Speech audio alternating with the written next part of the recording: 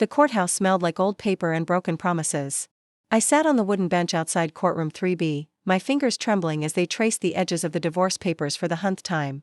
The hallway echoed with footsteps. Lawyers in expensive shoes, couples avoiding eye contact, lives unraveling in triplicate. Mine was just another file in the stack. Another marriage dissolved before it ever really began. Sign here, initial here, date here. Marcus hadn't even bothered to show up.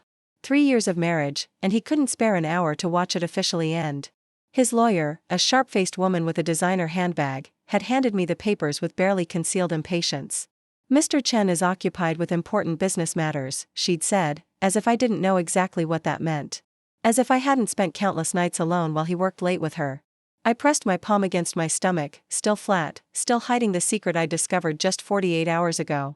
2 pink lines that changed everything and nothing all at once. The pregnancy test was buried at the bottom of my purse, wrapped in tissues like contraband. I hadn't told anyone, couldn't tell anyone. Not when Marcus had made it crystal clear he wanted out. Wanted her. Wanted the life I could never give him. A baby would just be another chain. Another obligation he'd resent. Better to sign, better to disappear, better to raise this child alone than watch the father wish we didn't exist. Ms. Rivers. The babe's voice cut through my thoughts. "They're ready for you." I stood on shaking legs, the papers clutched against my chest like a shield. The fluorescent lights overhead flickered once, twice, casting strange shadows across the marble floor.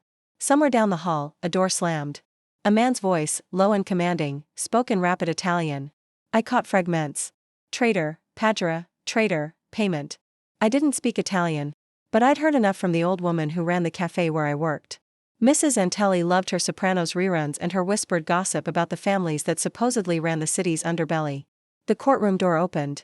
The judge's clerk beckoned me inside. I took 3 steps forward and collided with someone. Not someone. A wall. A wall of expensive fabric and cold authority that smelled like sandalwood and gunpowder. Though later I'd convinced myself I imagined that last part. "I'm so sorry." I stumbled backward. The divorce papers scattering across the floor like autumn leaves. "I wasn't looking." "I attend." The word was soft.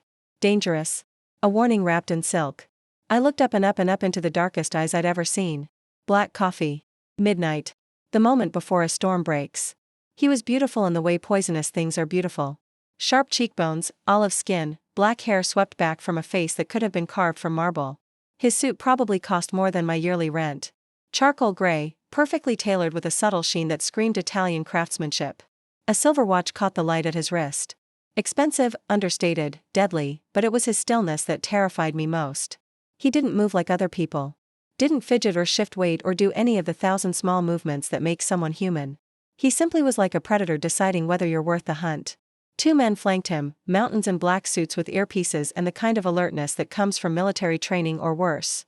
One had his hand inside his jacket. The other was already scanning the hallway, cataloging exits, threats, witnesses. "The papers," the man said, his accent turning the words into something musical and menacing all at once. His gaze dropped to the scattered documents at our feet, and I saw his expression shift. Just a fraction, just enough to notice. "You are divorcing." It wasn't a question.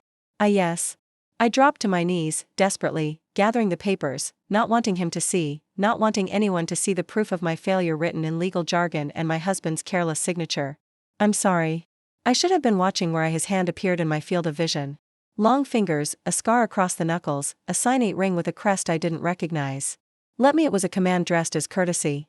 He knelt, this man who clearly never knelt for anyone, and began collecting the papers with an efficiency that suggested he'd handled plenty of documents before. Legal ones, binding ones, the kind signed in blood. Our fingers brushed as we both reached for the same page. Lightning, thunder, every cliché I'd ever rolled my eyes at in romance novels. Except it wasn't romance. It was recognition. The kind that happens when a mouse realizes it's in the presence of a cat. Allesia Rivers, he read from the document, his accent caressing each syllable. And Marcus Chen. Something flickered across his face. Recognition. Anger. It was gone before I could identify it. "Your husband has interesting business associates." Ice flooded my veins. "I don't know anything about his business." "Bean," he stood, offering me the papers with one hand while the other made a subtle gesture to his guards. They melted back 3 steps, close enough to intervene, far enough to offer the illusion of privacy. "Better that you don't, Piccolola. Better that you sign these papers and forget Marcus Chen ever existed." The way he said my husband's name, soon to be ex-husband, made it sound like a curse. I clutched the papers to my chest, very aware of how close he stood, how his presence seemed to fill the hallway, drawing oxygen from the air. The judge is waiting. Is he? Not a question. A statement of utter disinterest in judges or courts or any authority that wasn't him. Behind him, one of his guards murmured something urgent in Italian. The man, I still didn't know his name. Wasn't sure I wanted to. Dismissed it with a flick of his fingers. You work? He asked me. I what? For employment. You work somewhere. My mouth felt dry. Cafe Antonelli on 5th and Morrison. I'm a waitress. Why was I telling him this? Why did it feel like signing a different kind of contract? His lips curved, not quite a smile, more like a wolf showing teeth. Antonelli. See, I know this place. Mrs. Antonelli makes excellent cannoli. He reached into his jacket. Both guards tensed, hands moving to concealed weapons, and withdrew a business card, thick card stock, embossed lettering I couldn't read in the dim hallway light. If you need anything, Ms. Rivers. Anything at all? He pressed it into my palm, his fingers lingering just a second too long. Call this number. I don't understand. Why would I? Your husband made enemies, Piccolola. His eyes held mine, and I saw something there that might have been pity if men like him were capable of such soft emotions. Those enemies may not know you're divorcing, may not care. A phone number. Capisce. I understood. God help me. I understood he was telling me I was in danger. That Marcus Business Matters had painted a target on anyone associated with him, including his soon-to-be ex-wife, Ms. Rivers. The bailiff appeared in the courtroom doorway, impatient now. The judge really is waiting. When I looked back, the man was already walking away, his guards falling into formation around him like satellites orbiting a dark sun. His footsteps echoed down the marble hallway. Measured, unhurried, absolutely certain of his place in the world. I stared at the business card, no name, just a phone number in embossed silver, and beneath it, a symbol, a crowned lion holding a sword. My hands were shaking as I walked into the courtroom. The judge droned through the formalities. Irreconcilable differences, division of assets, final decree to be issued in 30 days. I signed where indicated, initialed, dated. Became Allesia Rivers again. No hyphen, no chen, no connection to a man I'd loved and a marriage I'd failed. The whole thing took 12 minutes. I walked out a free woman carrying a secret I couldn't tell, and a business card from a man whose name I didn't know, but whose eyes would haunt me for days. The pregnancy test was still in my purse. The divorce papers were in my bag. And somewhere in this city, Marcus Chen was making the kind of enemies who sent men in expensive suits to courthouse hallways. I should have thrown away the business card. I should have forgotten those midnight eyes and that sandalwood scent. I should have known that some encounters aren't accidents at all. But I didn't know, not yet. That he'd already made his decision about me. That from the moment our fingers touched over scattered divorce papers, I'd become a bird in a gilded cage. I couldn't see yet. I didn't know that Marcus had stolen from him. I didn't know that vengeance and obsession taste the same. I didn't know that in exactly 4 hours, my entire world would shatter like glass.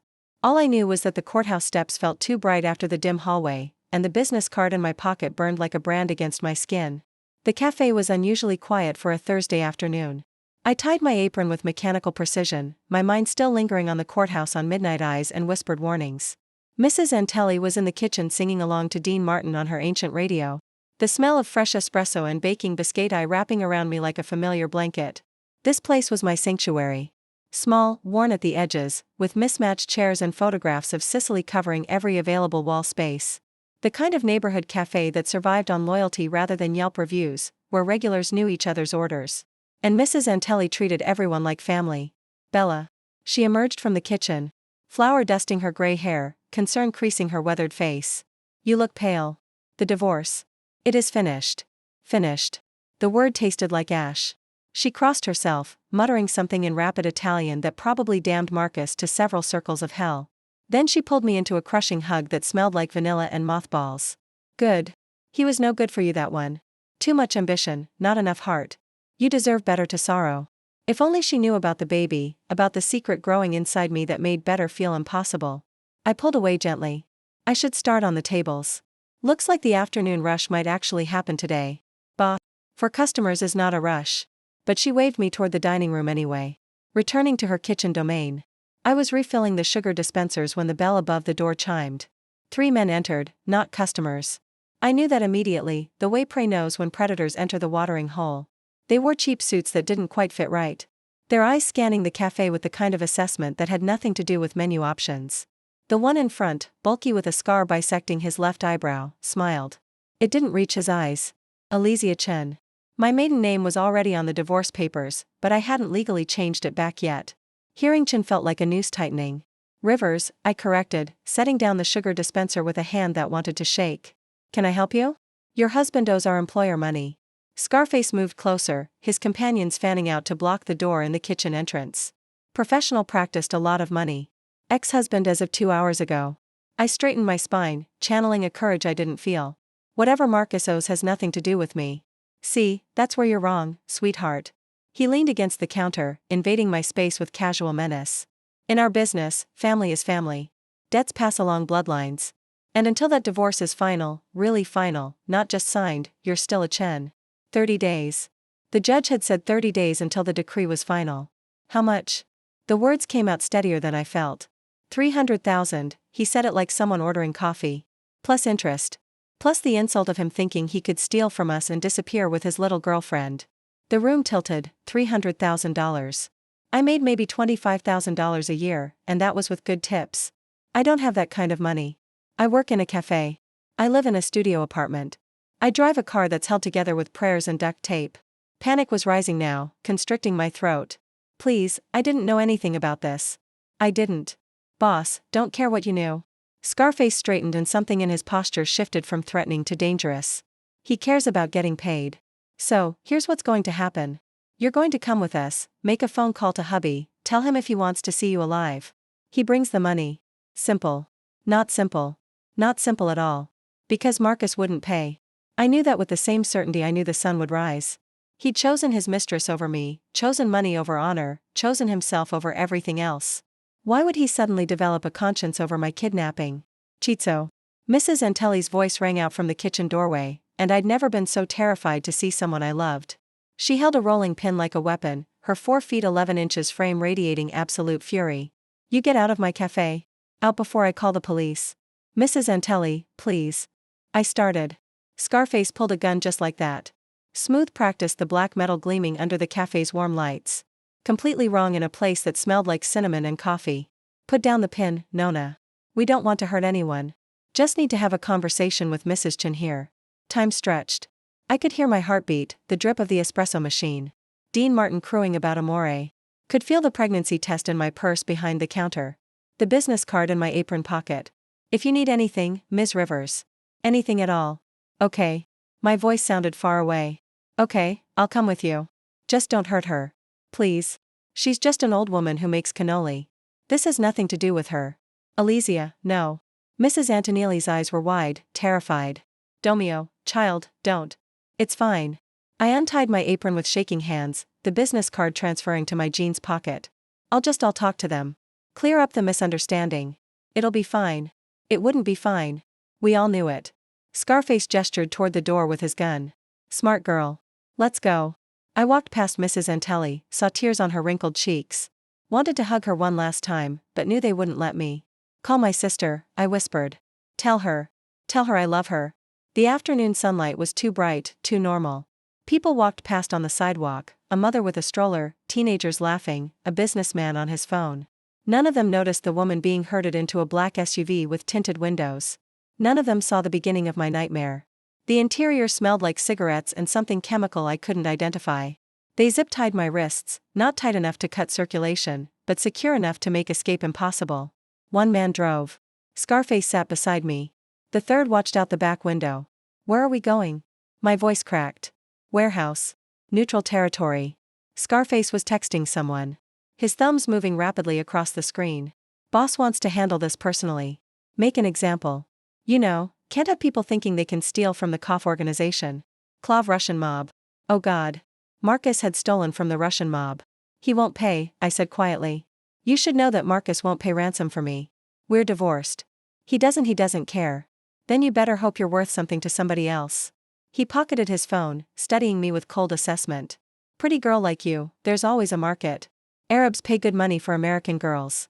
Lots of options. Ba rose in my throat. I pressed my bound hands against my stomach, still flat, still hiding the tiny cluster of cells that would become a person. My child, Marcus's child, whether he knew it or not, I couldn't let them sell me. Couldn't let my baby be born into that horror. The SUV turned into an industrial district. Buildings growing more dilapidated with each block. Graffiti-covered brick walls, broken windows gaped like missing teeth. This was where the city rotted, where people disappeared and no one asked questions. We pulled into a warehouse with a rusted metal door. Out. I stumbled from the SUV, my legs weak, my mind racing through impossible escape scenarios. The warehouse was vast and empty, just concrete floors and metal support beams and the echoing drip of water from a leaking roof. A single chair sat in the center, illuminated by a hanging work light. They pushed me toward it. Sit. Don't move. Don't scream. The boss will be here soon. I sat. The metal chair was cold through my jeans. Scarface made a phone call, speaking in rapid Russian. I caught Devashka and Chen and what might have been an address. Then he hung up and all three men settled in to wait, smoking cigarettes and watching me like I was livestock. Time became elastic. Could have been 10 minutes or an hour. My wrists ached from the zip ties. The baby. I couldn't stop thinking about the baby, about all the ways this could end badly. The business card felt like it was burning through my pocket. Call this number. But my phone was in my purse back at the cafe. And even if I had it, how could I call? My hands were tied. I was surrounded. And what would I even say? Hello, mysterious stranger from the courthouse. I'm being held hostage by Russians because my ex-husband is an idiot. Can you help? Ridiculous. Except the way he'd said Marcus's name, the recognition in his eyes, the warning about enemies. Somehow he'd known this was coming. The warehouse door screeched open. Footsteps echoed across concrete. Multiple sets, military precise. The Russians straightened, suddenly alert, hands moving toward concealed weapons. Bojim Moa. One of them breathed. A man emerged from the shadows at the edge of the light. Not the Klav boss. Him. The man from the courthouse, still in that perfect charcoal suit. Still radiating that terrible calm. His guards flanked him. The same two from before, plus 4 others I didn't recognize. An army in designer clothing. His eyes found mine across the warehouse and something passed between us. Recognition, confirmation, possession, gentlemen. His voice carried easily in the vast space, that Italian accent turning English into music. You have something that belongs to me. Scarface stepped forward, confused. This is Kossov business, senor. The girl is Chen's wife. We have claim. No. The word cracked like a whip. The girl is mine. And you made a grave mistake touching what is mine. I couldn't breathe. Couldn't process. Mine? I didn't belong to anyone, least of all this dangerous stranger who, with respect, Mr. Russo. Scarface actually sounded nervous now. And that name Russo detonated in my mind like a bomb. Everyone in the city knew the Russo family. Everyone feared them. They made the Russians look like amateurs. We didn't know. Chen never mentioned any Russo protection. We thought she was clean. Chen didn't know. Russo. Dante Russo. My mind supplied because even people who didn't follow mob business knew that name. Moved closer. And his guards moved with him like a synchronized machine. Because I just decided today, this morning, in a courthouse hallway, Capich, he was lying. Had to be lying. We'd met for 30 seconds, scattered some papers, exchanged maybe 10 sentences, except his eyes said otherwise. His eyes said he decided the moment he touched my hand, seen my divorce papers, recognized Marcus' name. His eyes said I'd been his from the beginning, and I just hadn't known it yet. The girl for Chen's debt, one of the other Russians tried. We can negotiate. There is no negotiation. Dante's hand moved just slightly, just enough, and 8 guns materialized from his guards, all pointed at the 3 Russians. You release her now, and you tell Koff that Marcus Chen is mine to deal with. His debt is paid by me. Capito, 300,000 will be in Koff's account within the hour, plus an additional 200 for the insult of touching my property. He said it so casually, like $500,000 was pocket change. Now untie her. Scarface looked at his companions, at the guns, at Dante Russo's utterly calm face. Whatever he saw there made the decision. He approached me with a knife. I flinched, couldn't help it, and saw Dante's expression darken to something murderous. Carefully, he said softly. If you harm one hair on her head, I will personally remove every bone in your body. Slowly, the knife sliced through the zip ties. Blood rushed back into my hands, bringing pins and needles and relief. Come here, Piccolola. Dante extended his hand, not a request. Never a request with him. I stood on shaking legs, walked across concrete that seemed to stretch forever. Took his hand, warm, steady, branded with that same electric recognition from the courthouse. He pulled me behind him, positioning his body between me and the Russians. One of his guards immediately draped a jacket over my shoulders, expensive cashmere that smelled like sandalwood in safety. If Klav has a problem with this arrangement, Dante said, already turning toward the door. He knows where to find me. But tell him to think carefully before he acts. The Russos have been patient with his expansion into our territory. That patience has limits. He walked me out of the warehouse, his hand never leaving mine, his guards forming a protective circle. The sunlight outside felt surreal. Too normal after the darkness inside. A different SUV waited. This one black and gleaming, clearly armored, clearly expensive. The door opened like a mouth. "Get in, Piccolola." His voice was gentle now, coaxing. "You're safe. I promise you. You're safe now." I should have run. Should have screamed for help, flagged down a car, done something other than climb into that SUV with a mafia boss and his private army. But my hands were still shaking from the zip ties. My mind was still reeling from guns and threats and the casual discussion of selling me, and his hand was so steady, his presence so utterly certain. I got in. He slid in beside me and the door closed with a pneumatic hiss that sounded like fate sealing. "Take us home," he told the driver. Then to me, "You need a doctor, someone to check you over, make sure you're not injured." "I'm fine." My voice sounded distant, shocky. They just tied my hands. Nevertheless, he was examining my wrists, his touch surprisingly gentle for someone who just threatened to remove bones. "You will see my personal physician, and then we will talk about Marcus Chen and the many ways he has earned his death." The SUV pulled away from the warehouse, from my brief captivity, from the last moment my life was remotely normal. I should have asked where we were going. Should have demanded to be taken home or to the police or literally anywhere but home with Dante Russo, but the business card was still in my pocket. The pregnancy test was somewhere back at the cafe, and I had the terrible sinking feeling that I just traded one kind of prison for another. Only this cage was gilded, and the man who owned it was far more dangerous than Russians with guns. "Why?" I finally whispered. "Why did you pay my debt? Why did you claim I was yours? You don't even know me." He looked at me then. "Really?" Looked. Those midnight eyes seeing things I wanted to hide. Don't I? His thumb traced my pulse point, feeling the rabbit-fast beat of my heart. "Your husband stole from me, Piccolola. $5 million. And when I find him, and I will find him, I will take everything he values. His money, his life, his freedom." He leaned closer until I could feel his breath against my cheek. "But you keeping." Dante Russo's home wasn't a home. It was a fortress disguised as a palazzo. The SUV wound through increasingly exclusive neighborhoods, past mansions with iron gates and security cameras, until we reached an estate that made the others look modest. Stone walls topped with elegant spikes. Guards at the entrance who checked the vehicle's undercarriage with mirrors before waving us through manicured gardens that probably required a full-time staff. The house itself was 3 stories of Italian Renaissance architecture. All honey-colored stone and arched windows with a fountain in the circular driveway depicting some mythological scene I didn't recognize. Wealth whispered from every corner, the kind that spanned generations rather than lottery wins. I pressed my hand against my stomach, a nervous habit I'd developed since seeing those 2 pink lines. This world, this gilded, dangerous world, was so far removed from my studio apartment with its peeling linoleum and temperamental heating. Where are we? Though I already knew, already understood, home. Dante helped me from the SUV with the same careful courtesy he'd shown since the warehouse, as if I were made of glass. "My home, where you will stay until I'm certain you're safe. I can't just stay in a stranger's house." "We are not strangers, Piccolola." He guided me toward the entrance, his hand on the small of my back, possessive, claiming, "We became something more the moment you touched my hand. The moment I decided you were worth keeping." A woman waited at the door. Mid-50s, steel gray hair pulled into a neat bun. Wearing a black dress that screamed housekeeper. But with an air of authority that suggested she ran this palace with an iron fist. "Mr. Russo." She nodded crisply. Then her gaze moved to me. Something softened in her expression.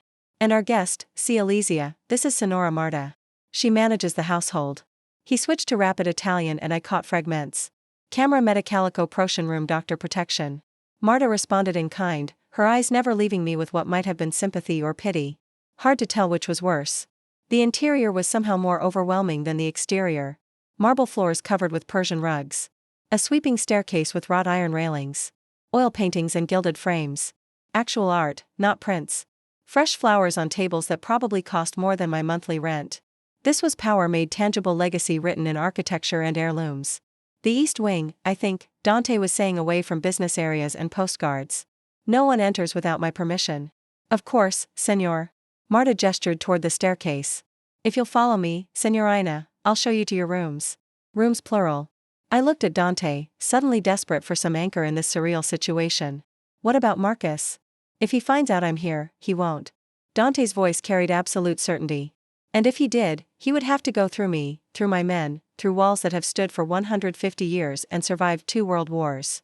He touched my cheek just briefly, the gesture somehow more intimate than a kiss. You are under my protection now, Piccolola. Nothing and no one will harm you. This I swear on my family's name. The Russo name, which apparently meant something, even to Russian mobsters with guns. I followed Marta up the staircase, my legs weak, my mind struggling to process everything that had happened in the past 6 hours. Divorce, courthouse encounter, kidnapping, rescue, and now this. Sanctuary or prison? I couldn't tell which.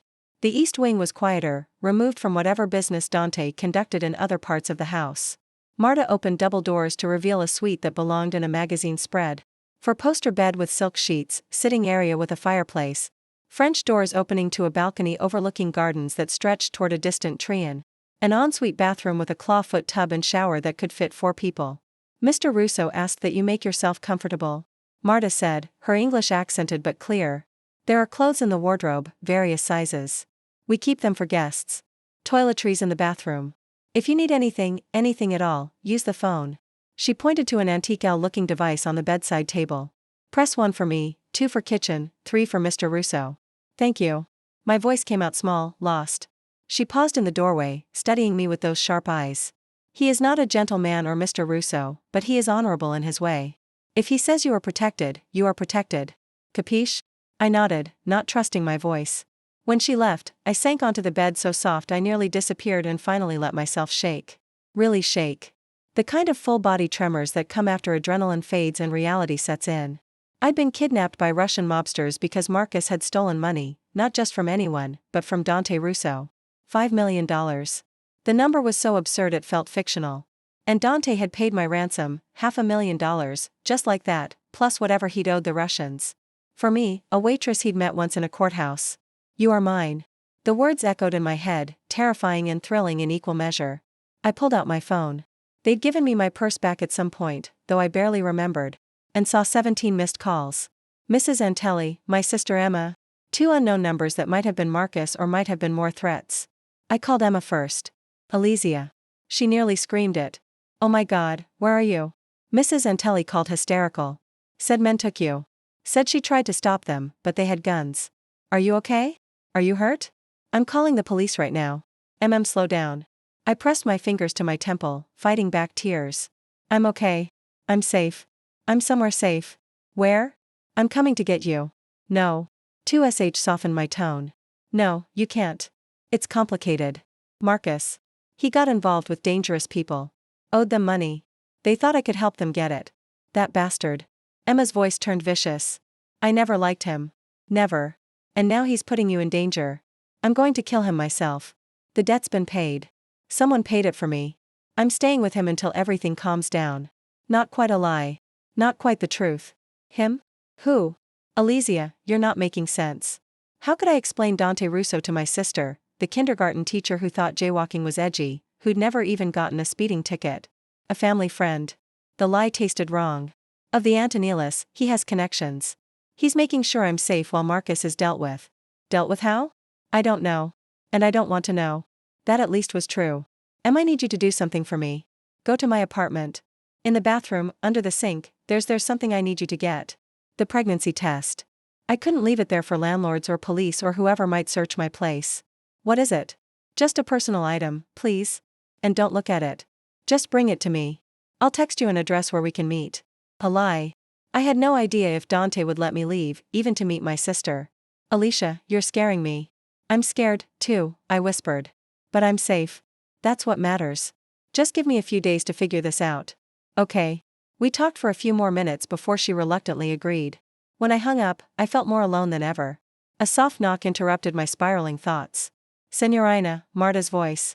Dr. Castaniano is here. The doctor was a small, neat man with wire-rimmed glasses, and the gentle manner of someone used to dealing with trauma victims.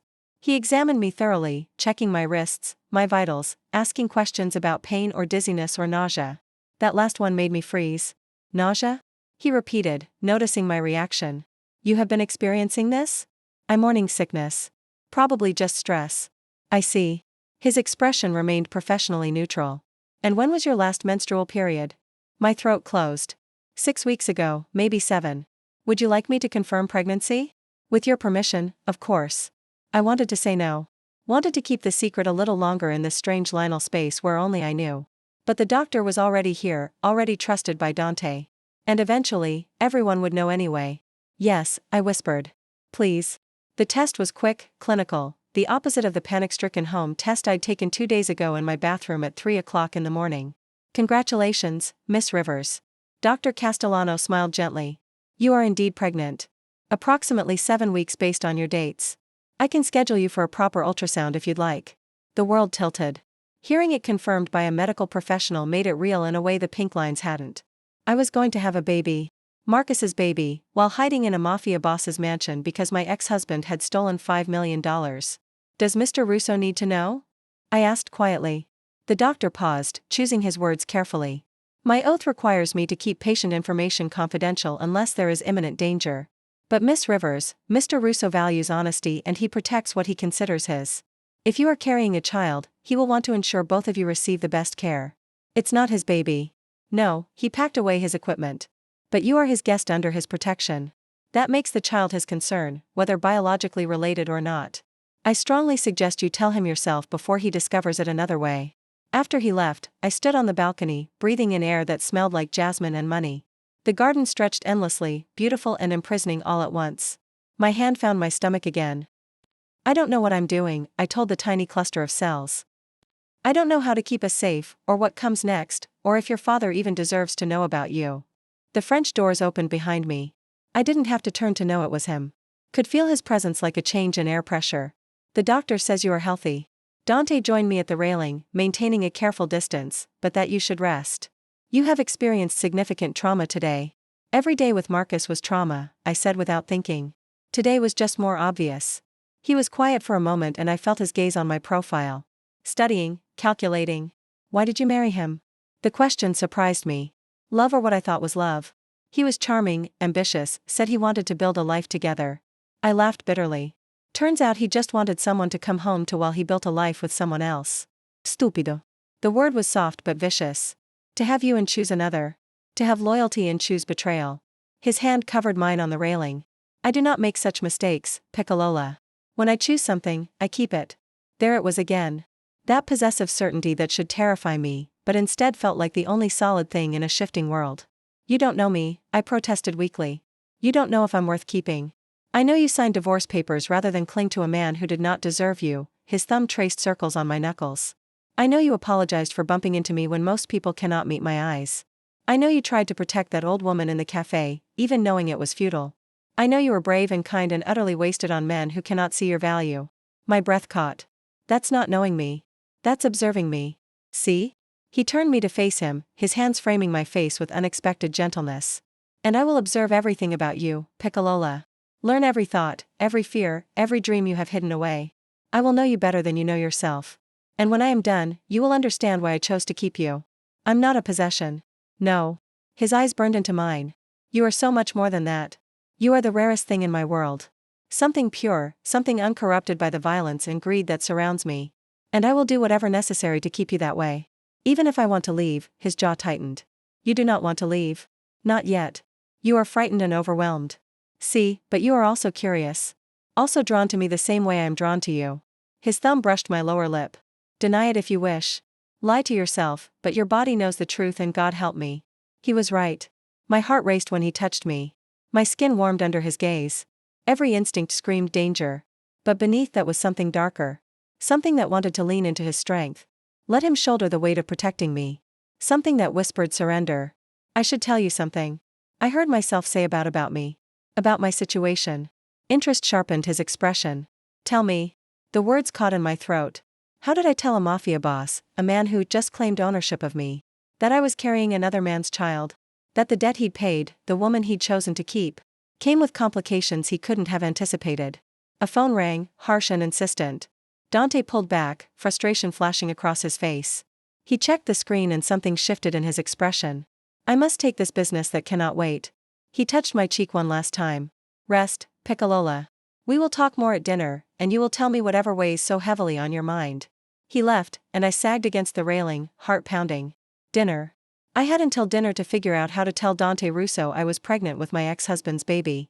The man who'd stolen $5 million from him, the man Dante had promised to destroy. I pressed both hands to my stomach as if I could protect this tiny secret just a little bit longer. But secrets in this house, in this life, felt impossible to keep.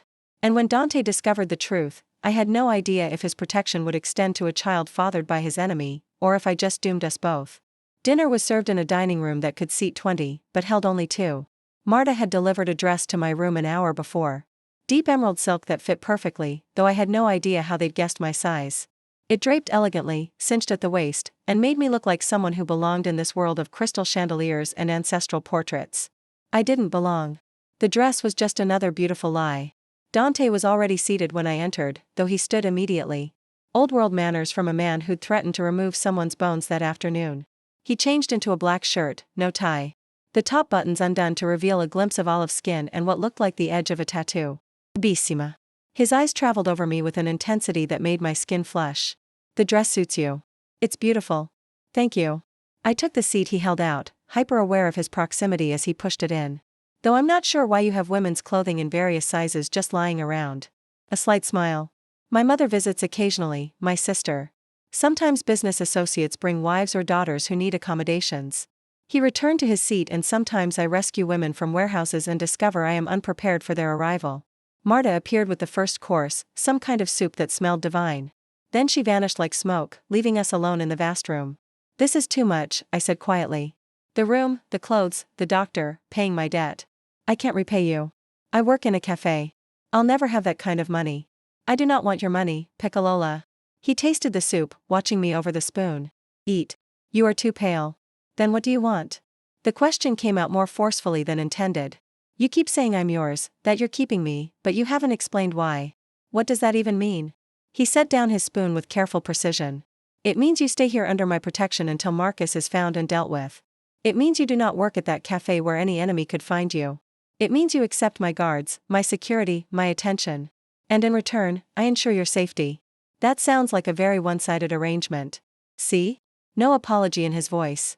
It is because I am a selfish man who takes what he wants and justifies it however necessary. I wanted you from the moment you touched my hand, Piccolola. Everything after that was merely logistics. The honesty was startling. Most men dressed up their possessiveness in pretty words. Love, protection, concern. Dante simply stated it as fact. And what I want doesn't matter. What you want matters very much. He leaned forward intense. Which is why I have not locked you in that beautiful room. Though the thought crossed my mind, why I ask rather than command, why I let you keep your phone, your contact with the outside world, when every instinct tells me to cut those ties. How generous. The sarcasm tasted bitter. It is actually for a man like me. No humor in his expression. Now I have taken countries' worth of territory with less negotiation, ended lives with less hesitation. But you I am trying to keep intact whole because breaking you would defeat the purpose. And what is the purpose? His eyes burned. To keep something good in a world of rot, to possess something pure before it becomes corrupted. To have one thing, just one that is mine, not through violence or fear, but through— he paused, searching for words. Through choice eventually. You think I'll choose this? Choose you. I know you will. Absolute certainty. Because I am patient. Because I will show you that safety with me is better than freedom in a world where men like Marcus exist. Where Russian mobsters tie your wrists and discuss selling you like livestock. His voice dropped to something dangerous. Tell me, Piccolola, did you feel safe in your studio apartment? In that cafe, walking alone at night, knowing your ex-husband made enemies who might come for you? I wanted to lie, wanted to say yes. I'd felt perfectly safe, needed no one. But my hand had already moved to my stomach. That unconscious protective gesture I couldn't seem to stop. His gaze followed the movement, sharpened. You are hurt. The doctor said, I'm fine. I pulled my hand away too quickly. Just nervous habit. You do it often. Touch your stomach. He was studying me now with that predator's focus. When you are stressed or frightened, I noticed in the warehouse in the car just now when I asked if you felt safe. My heart hammered. I told you it's just a habit, Piccolola. He sat down his wine glass. I have built an empire on reading people, on seeing what they do not say, and you are hiding something, not a question. A statement. This was it. The moment I'd been dreading since Dr. Castellano confirmed what I already knew. I could lie, could deflect, could keep this secret buried a little longer. But Dante was right. He would find out eventually, and finding out I'd lied would be so much worse than hearing the truth now. I'm pregnant. The words fell between us like stones. 7 weeks. It's Marcus. And before you ask, no, he doesn't know. No one knows except the doctor and now you. Silence stretched. The kind of terrible, heavy silence that precedes storms. Dante's expression had gone completely blank. Not angry, not disgusted, just empty. The mask he probably wore when ordering executions or conducting business that required emotional distance. Pregnant. He repeated the word like he was testing its weight. With Chen's child. Yes. My hands clenched in my lap. I found out 2 days ago. Took the test the night before I signed the divorce papers. I was going to tell him, but then I realized my voice cracked. He was leaving anyway for her. A baby would just be another obligation he didn't want. So, you hid it. So, I hid it. I confirmed. Signed the papers. Decided to raise the baby alone. It's not ideal, but I have my sister and Mrs. Antonelli, and I'd figure it out somehow. I met his eyes, refusing to look away. And then you paid $500,000 for me, brought me to your fortress, claimed I was yours. So now I'm telling you, you didn't just acquire me. You acquired a pregnant woman carrying your enemy's child. And if that changes things, if you want me to leave, no. The word cracked like a whip. He stood abruptly, the chair scraping against marble. You do not leave. Not now. Not ever. He circled the table with that predatory grace. Stopping beside my chair, I had to tilt my head back to meet his eyes. Stand up. My legs obeyed before my brain caught up. His hands framed my face, tilting it up to his. You carry a child. Chen's child, see, but also yours. Part of you, and that makes the baby mine as well. Capiche? That doesn't make sense. It makes perfect sense. His thumb stroked my cheekbones with unexpected gentleness. You are mine, Piccolola. Therefore, everything about you is mine. Your safety, your future, your child. All of it falls under my protection now. You can't just claim someone else's baby. Watch me. No arrogance in the statement, just fact. Marcus Chen forfeited all rights the moment he betrayed you. The moment he stole from me, the moment he made you vulnerable to men who would have hurt you and the child you carry. His voice dropped to something almost tender. He does not deserve to know about this baby. Does not deserve the gift of your love, your loyalty, your body creating life. Tears burned my eyes.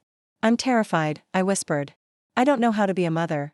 Don't know if I can do this alone. You are not alone. He pulled me against his chest, one hand cradling the back of my head, the other splaying across my lower back. Never again, Piccolola. You have me now. My resources, my protection, my family. I shouldn't have felt safe. Shouldn't have relaxed into the embrace of a man who'd bought my freedom like it was nothing. Who spoke of ownership and possession without apology. But God help me. I did feel safe.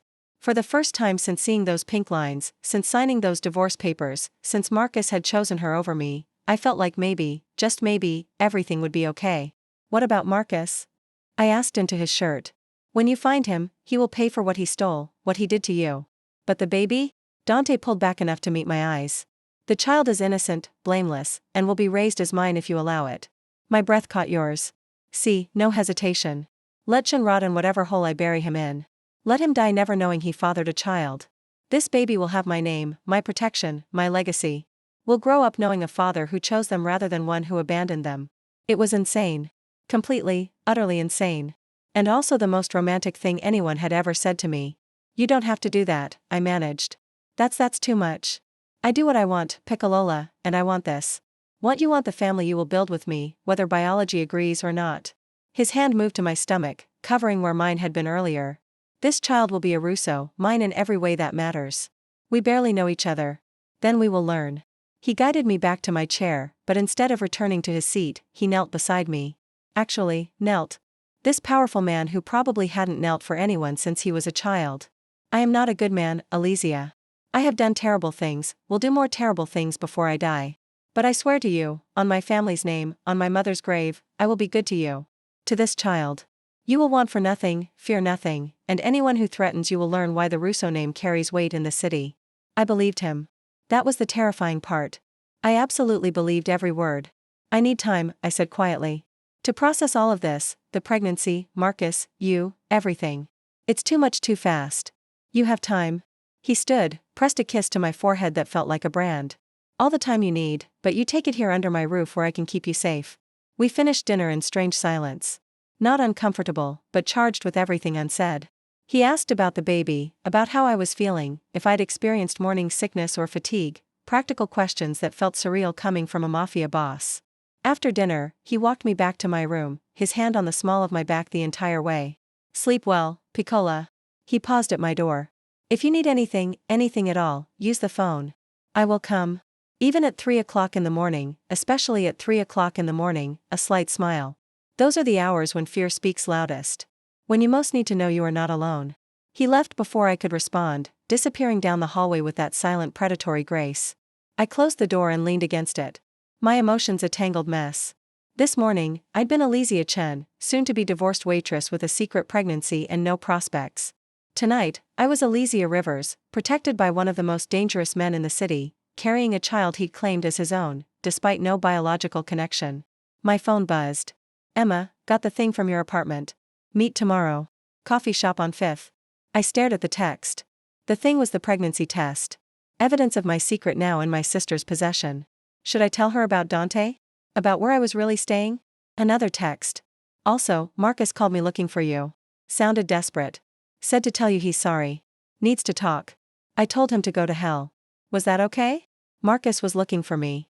Probably because Dante's people were looking for him and he'd figured out I was somehow involved. Too late. Whatever he wanted to say, whatever apologies he'd crafted, they meant nothing now. I texted back. Can't do coffee tomorrow. Still lying low. Can you mail the thing to me? I'll send an address. Would Dante let me receive mail or would that compromise security somehow? I called the number for him. 3 on the bedside phone. He answered on the first ring. What is wrong? Nothing's wrong. My sister has something I need. A personal item. Can she mail it here or would that be a security risk? A pause. What item? The pregnancy test. The one I took before the courthouse. I asked her to get it from my apartment. I could hear him moving. A door closing. Yes, she can mail it. But Piccolola, why do you need the test? The doctor confirmed. I know. I want to keep it. First evidence of the baby, something to show them someday. The silence on the other end felt warm somehow. You will be a good mother. I hope so. I know. So rustling sounds like he was settling into a chair. Give your sister this address. I will inform security to expect a package. And Alicia. Yes. Thank you for trusting me with the baby. I know it is not easy. After we hung up, I lay in the enormous bed, staring at the ceiling. 3 days ago, my biggest worry was whether I could afford prenatal vitamins on a waitress salary. Now I was living in a mansion, protected by armed guards, while a mafia boss who'd known me for less than 12 hours promised to raise my child as his own. My hand found my stomach again. I don't know if I'm making the right choice. I whispered to the tiny life inside me. But for the first time in a long time, I feel like maybe someone actually wants us, both of us. And that has to count for something. Outside, I heard footsteps in the hallway. Guards on patrol keeping watch through the night. Inside, I felt the first flutter of something that might have been hope or might have been the beginning of falling for a man as dangerous as he was devoted. Either way, there was no going back now. 3 weeks passed in a strange dream. The mansion became familiar. Its routines, its rhythms, the quiet efficiency of Martia and her staff. I learned which hallways led to Dante's office. Off-limits and less invited, which gardens were safest for morning walks. The East Garden, always with 2 guards trailing discreetly, which meals Dante would actually stop working to attend. Dinner always, no matter what crisis demanded his attention. I learned the sound of his footsteps, could distinguish them from his guards. Learned the particular quality of silence that meant he was thinking versus the silence that meant he was dangerous. Learned that he drank espresso black, hated mornings. And had a scar across his ribs from a knife fight when he was 17. And he learned me with the same focused intensity he probably applied to hostile takeovers. He knew I liked my coffee with too much cream. That I woke at 3 a.m. with anxiety spiraling and he'd appear at my door within minutes. Never asked how he knew. Just settled into the armchair by my bed and talked until sleep found me again. That I craved citrus and ginger tea. Couldn't stand the smell of red meat anymore and cried at insurance commercials because the hormones were making me insane. It's normal. Dr. Castellano assured me during my second visit. He came to the house now. Another thing Dante had arranged without asking. First trimester emotions are intense. And given your circumstances, some anxiety is expected. My circumstances. Divorced, pregnant, living with a mafia boss while my ex-husband had vanished into whatever hole desperate thieves hide in. Emma had visited twice, escorted by Dante's men to ensure she wasn't followed. She'd been predictably horrified by the mansion, the guards, the entire situation. Allesia, this is insane. She'd hissed during her first visit in the garden where we could speak privately. You're living with a mobster, an actual criminal. What are you thinking? I'm thinking he's kept me safer than Marcus ever did. I'd replied quietly. I'm thinking when I told him about the baby, he didn't run, didn't make excuses, just accepted it. Claimed it as his. It's not his baby. I know. I'd pressed my hand to my stomach. 12 weeks now, just starting to show a slight curve. But he doesn't care. Says the baby is mine, therefore his. And when was the last time someone chose me? Really chose me, knowing all my messy complications. She'd soften then, seeing something in my face that made her hug me fiercely. Just be careful, please. Men like that. They're dangerous. I know, I'd whispered into her shoulder. But so is being alone. Now, 3 weeks in, I was getting ready for something Dante called family dinner. His mother and sister were visiting from New York, wanted to meet me. The woman, he'd claimed so publicly that apparently the entire East Coast underworld knew about it. You do not have to do this, Dante said. Watching me pace his office in the black dress Mardia had selected. Simple, elegant, appropriate for meeting the family of a man I wasn't actually dating. I can make excuses. No. I stopped pacing. If I'm staying here, if we're doing this, whatever this is, I should meet your family. This, he said carefully, is you under my protection. You do not owe my mother dinner conversation. But we both knew it was more than that now. The casual touches, his hand on my back, my shoulder once brushing hair from my face. The way he sought me out between meetings as if checking I was still real. The night I'd had cramps. Normal, the doctor said, but terrifying. And he'd stayed with me until dawn, his hand on my stomach like he could will the baby to be okay through sheer force of presence. We hadn't kissed, hadn't crossed that line, but the line was getting thinner every day. Your mother knows about the baby? I asked.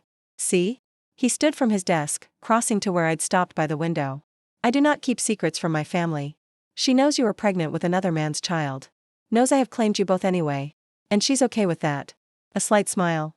She thinks I am insane, but she also thinks any woman who can make me this unsettled deserves a chance. I make you unsettled, Ty. He touched my face. That gesture becoming familiar now. You undo me, Piccolola. Make me want things I thought I had no use for. Family, permanence, a child's laughter in halls that have only known business and blood. My breath caught. Dante, I know you are not ready to hear this, not ready to accept what is happening between us. His thumb traced my lower lip. But I am a patient man when it matters. And you, Allesia, you matter more than anything. The dinner bell rang. Marta's way of announcing guests had arrived. Dante offered his arm, ready to meet the infamous Isabella Russo. No, I admitted, but let's do it anyway.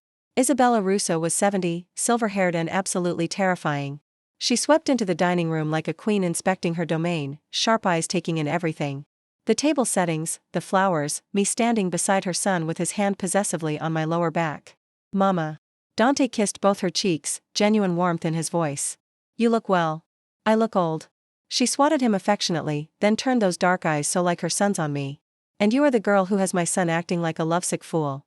I am Allesia. I extended my hand, which she ignored in favor of pulling me into a hug that smelled like lavender and power. You are too skinny, she declared, stepping back to examine me. And too pale. Dante, is she eating? She should be eating more, especially now. She eats, Mama. The pregnancy makes her nauseous. Bah, ginger tea, crackers, small meals throughout the day. Isabella took my arm, steering me toward the table. When I carried Dante, I could not stand the smell of garlic for months. Months. His father thought I had lost my mind. Dante's sister, Gianna, was younger, mid-30s, with her brother's sharp intelligence, but a warmer demeanor. She hugged me carefully like I might break. Don't let Mama intimidate you, she whispered. She acts tough, but she's already planning the nursery. Dinner was surreal. Isabella asked pointed questions about my family, my education, my plans for the baby. Not cruel questions, but the kind a mother asks when vetting a potential daughter-in-law, which I wasn't. Couldn't be. Could I? Your ex-husband? Isabella said over the third course. He has not been found. Dante's expression darkened. Not yet, but he will be. And when he is, he pays for what he stole, what he did. Dante's hand found mine under the table, squeezed, but Allesia and the baby remain protected. That does not change. Isabella studied us both with those shrewd eyes. You care for my son? The question caught me off guard. We barely know each other. That is not what I asked. I looked at Dante. At the man who'd paid my ransom, claimed my child. Made me feel safer than I'd ever felt, who checked on me at 3 a.m. and brought me ginger tea without being asked. And looked at me like I was something precious. Yes, I admitted quietly. I care for him more than is probably smart. Ben, Isabella nodded, satisfied. Smart is overrated. Love is what matters. And whether you know it yet or not, Cara, you are falling in love with my son. Mama. Dante started. Zitto. She waved him silent. I did not raise a fool. And she is not a fool either. You think I cannot see the way you look at her? The way she softens when you touch her. I may be old, but I am not blind. Jana was trying not to laugh. Mama, maybe let them figure it out themselves. Figure it out. They are already figured out. They just have not admitted it yet. Isabella turned back to me. He will be a good father. Overprotective, see, probably insufferable, but good. And any child raised with Russo love will want for nothing. Tears burned my eyes. Hormones again. Or maybe just the overwhelming relief of being accepted, of someone looking at my complicated situation and not seeing a problem, but a family. After dinner, we moved to a sitting room where Gianna showed me photos of Dante as a child. Gaped and serious even then, always standing protectively in front of his younger sister. He has always been this way, Gianna said softly. Protective to the point of obsession. When our father died, Dante was only 22, but he stepped into the role like he was born to it. Took care of everything, everyone, including me. Isabella added from her chair. Even when I insisted I did not need taken care of, she smiled at her son. He cannot help himself. It is in his blood to protect what is his. I am not a thing to be owned, I said. But without heat. No, Dante agreed, settling beside me on the sofa. You are something far more valuable. You are chosen. The evening wound down eventually. Isabella hugged me goodbye with promises to visit again soon to help with the baby when it came. Gianna pressed her phone number into my hand. Call me anytime, she said. Even just to talk. Being alone in this world. She gestured to the mansion, the guards, the beautiful prison can be isolating. You need friends who understand. When they left, the house felt too quiet. Dante walked me to my room, as had become his habit. But tonight, I didn't want to be alone. Didn't want to lie in that enormous bed thinking about everything that had changed. Stay, I said at my door. Just for a while, please. Something shifted in his expression. Allesia, I'm not asking for anything except company. I just don't want to be alone tonight. He followed me inside, settling into the armchair while I curled up on the bed. We talked about nothing and everything. His childhood, my sister, the baby's future. He told me about his father, who'd built the Russo empire from nothing. I told him about my mother, who died when I was young, leaving Emma and me to raise each other. You are stronger than you think, he said quietly. Lowing your mother, surviving Marcus, facing motherhood alone, that takes courage. I'm not alone anymore. No.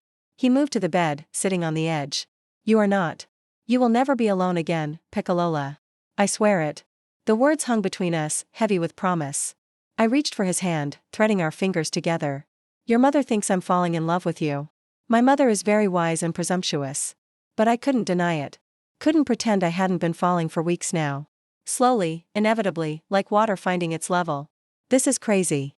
We've known each other less than a month. Time is irrelevant. His free hand cupped my face. I knew the moment I saw you in that courthouse. Knew you were meant to be mine. That's not how the world works. It is how my world works. He leaned closer until I could see flecks of gold in those dark eyes. I take what I want, Allesia, and I have wanted you from the beginning. But I will not take this. His thumb brushed my lips until you give it freely. Until you admit what we both know is true. My heart hammered. And what is that? That you are mine. That this baby is mine. That you do not want to leave this cage I have built for you because you have realized something important. What? That some cages are not prisons. His forehead touched mine. Some are sanctuaries, and you, Piccolola, are finally safe enough to stop running. He was right. God help me. He was right. I'd spent 3 years running from Marcus' indifference, from my own inadequacy, from the fear that I'd never be enough. And then I'd planned to run further, to raise a baby alone, to pretend I didn't need anyone, to be strong through sheer stubbornness. But here, in this beautiful cage with this dangerous man, I could finally stop. Could finally admit I needed someone, that I wanted to be chosen, protected, loved. Kiss me, I whispered. His eyes darkened. Are you certain? I'm terrified, but yes, I'm certain.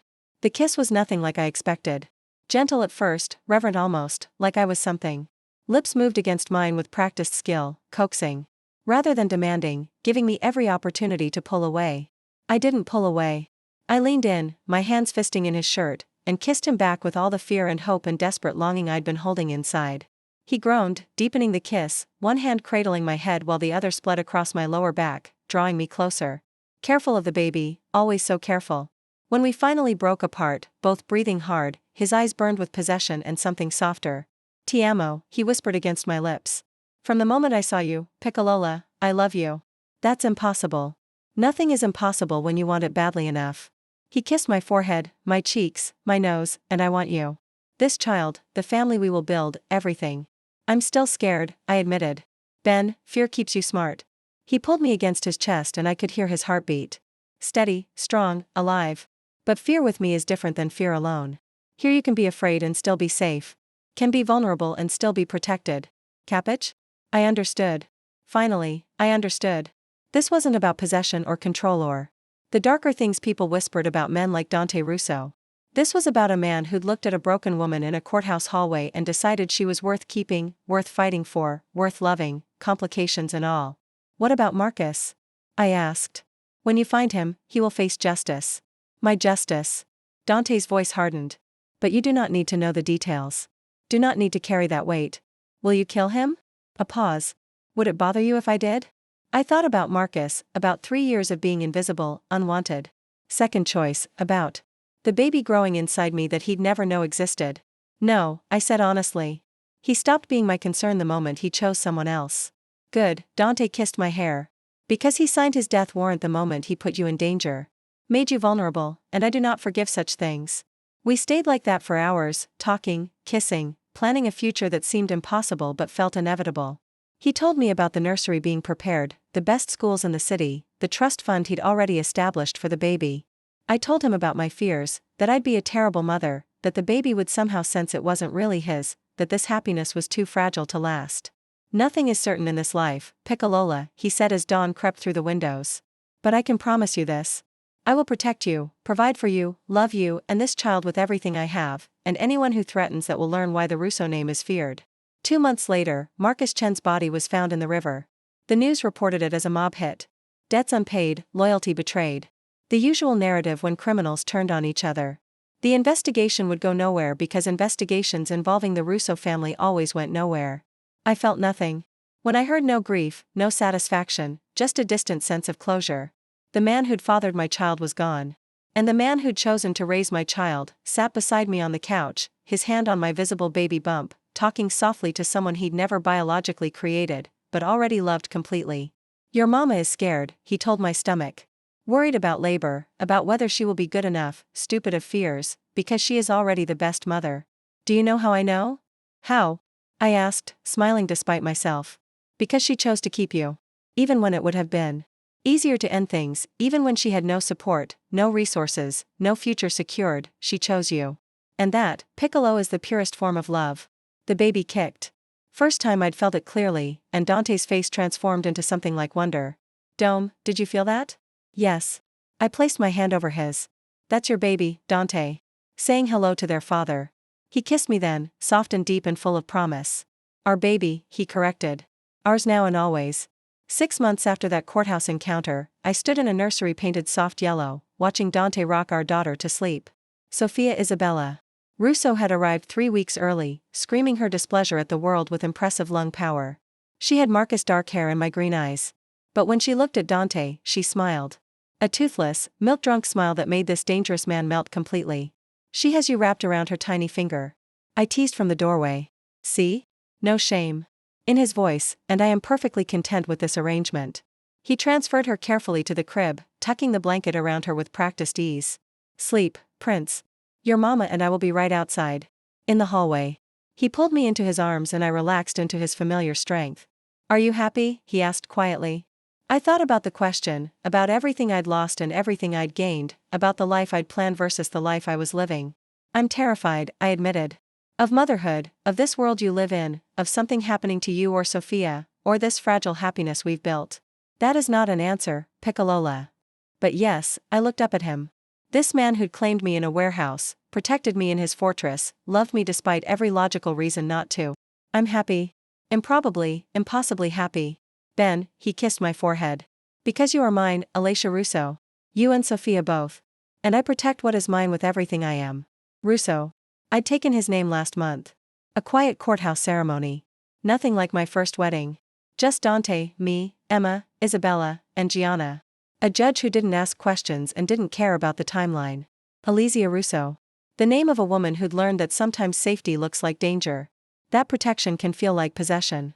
That the most dangerous men can also be the most devoted fathers. That love doesn't follow rules or timelines or logic. It just is. Take me to bed, I whispered against his chest. I want to fall asleep in your arms. Sorry, he promised. Always. For the rest of our lives, Piccolola, you will never sleep alone again. And he kept that promise. Every night for the rest of our lives, I fell asleep in the arms of a man who'd seen me at my most broken and decided I was worth keeping. Who'd claimed another man's child as his own without hesitation, who'd built a fortress around our family and dared the world to threaten it. Some would call it a cage. I called it home, and in the end that made all the difference.